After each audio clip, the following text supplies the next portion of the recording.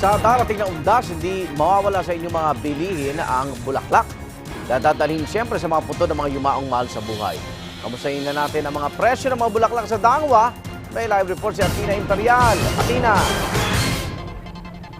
Good morning, Iga. Nag-umpisa na ngang mamili yung mga suki ng mga tindera, ng mga bulaklak dito sa Dangwa. Karamihan ng mga namimili sa ngayon ay mga florist at flower vendors din sa ibang lugar. Dito sila kumukuha ng bulaklak dahil syempre, mura dito at dito binabagsak nga yung mga bulaklak na galing pa sa ibang bansa at maging yung mga galing sa iba't ibang lugar dito sa Pilipinas.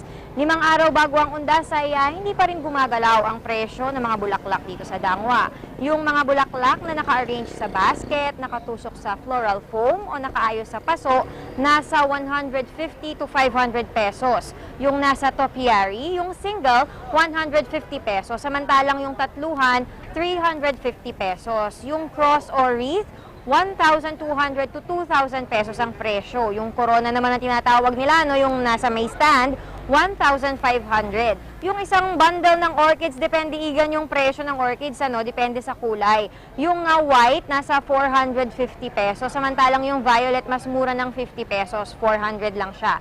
Yung Japanese moms, 180 pesos at nasa 180 to 200 pesos per bundle ang bentahan ng carnation. Ito igan yung recommended ng mga vendor dito dahil matagal daw ito bago malanta. Makakatipid din ngayong undas kung bibili ng stargazer na nasa 130 to 150 pesos per stem.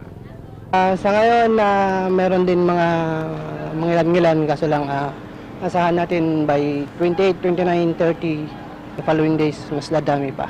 Bakit po ngayon pa lang bumibili na kayo dito sa Dangwa? Kasi kailangan kami nag-arrange na ng marami para yung mga suki namin nakikita na nilang aktual ang kanilang bibilin sa 30, 31 at 1.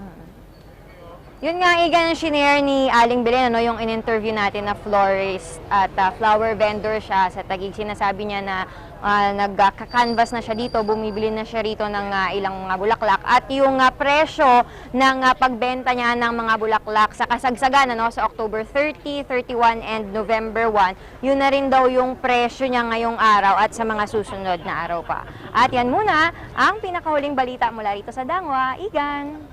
Maraming salamat, Athena Imperial.